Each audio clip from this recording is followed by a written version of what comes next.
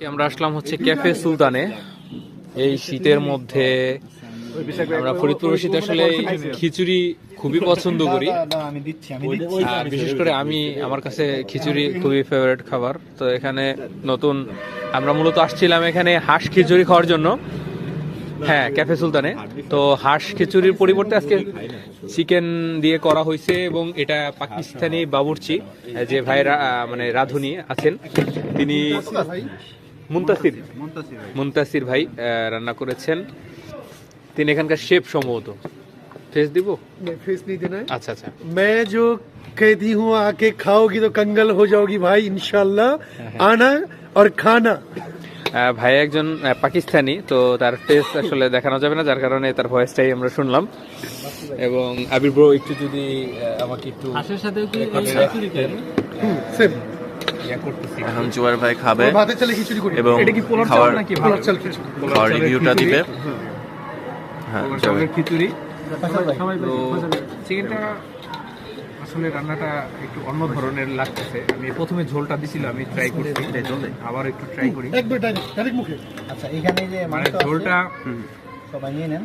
আমি তো বিশেষজ্ঞ না, তারপরে হচ্ছে মানে এটা মানে নর্মালি আমরা যে চিকেন ঝোল খাই সেই ঝোল না, এটা একটু আলাদা। এর মধ্যে হয়তো স্পেশাল কিছু মশলা থাকতে পারে কি অবশ্যই আছে, নাহলে টেস্ট এরকম হতো না।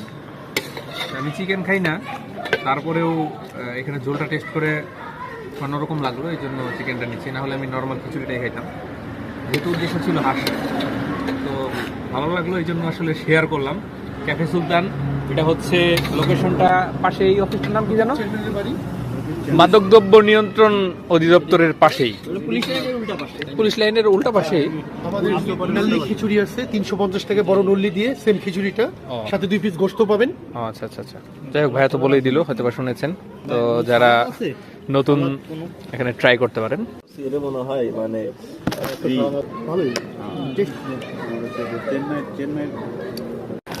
চাল হলো মেইন, বুঝছেন? অনেক কিসের চাল, কিন্তু ভালো চাল করতে চায় না। পরিমাণে কিন্তু সাবধানে।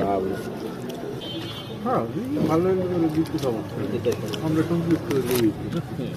বিবাহিত মানে প্রকার মনে নিত। আপনি তো আমাদের দূরে আমরা তিনজন জীবিত। না, মাশাআল্লাহ, খুবই টেস্ট হয়েছে না? সবার মতামত দিন। অনেক মজা হয়েছে আলহামদুলিল্লাহ। হাঁসের মাংস খুব স্বাদ, খুবই স্বাদ।